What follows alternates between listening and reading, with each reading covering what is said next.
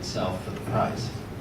And so even if those trends do follow either the e-book or the laptop market, we still, for better or for worse, have to be there to provide the downward pressure.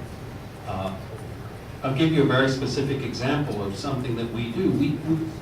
We don't go into countries like Italy or Spain or Greece, but I advise the ministers and so on in those countries to say, listen, we'll bid, because when it's publicly known that we're bidding, people know what our price is. It's a published price, and that means everybody else has to go below it. So sometimes we'll just do that to provide the downward pressure that we think is important, particularly for education. So commercial things with 3.0, again, it's more getting the price down as well as the convergence on those features. Professor, I want to ask you whether you foresee a new generation of hardware to follow, and if you do, where would you be taking it? Well, that's what I was describing with 3.0. It's a new generation, and it's again, see how it emerges. One commitment we made is to move, and this is a very technical commitment, but to move to the ARM processor.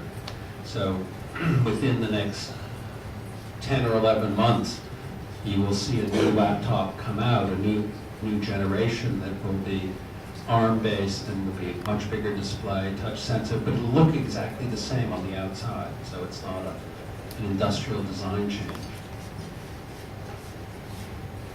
Well, I can see that people are starting to be hungry now, Yeah. Including the professor. All the bread is gone. Yeah, all the bread's gone. But I just allow one last question, which is from Gary. He's the husband of a very dedicated volunteer Victorian. Going out further, 5 to 10 years, where do you see the market forces heading, and where do you see OLPC heading? Oh, I think, 5 or 10 years from now, OLPC should not exist. I mean, it should be, this really should be long gone and done. It's OLPC's role is to really get a movement going.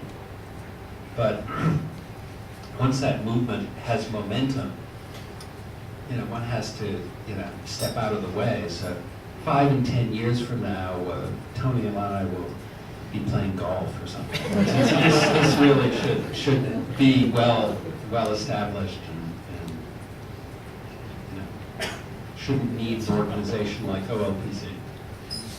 And the market?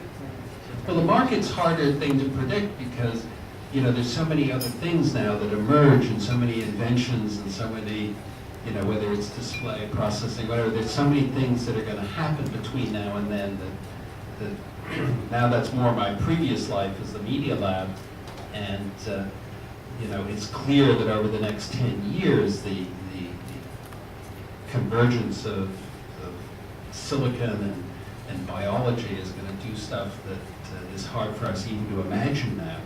And it's the sort of things that will have just enormous consequences. That I used to joke that when I was the director of the Media Lab, I was a light bulb, and today I'm a laser beam. In other words, what I do is I look at a spot. And for me, the future, at least in OLPC, the future was 6 months away. And so it was a very different way of thinking. And so now you're asking me something to go back to my other life, and I will do that in the near future, but at the moment it's still very focused. Thank you very much. Thank you.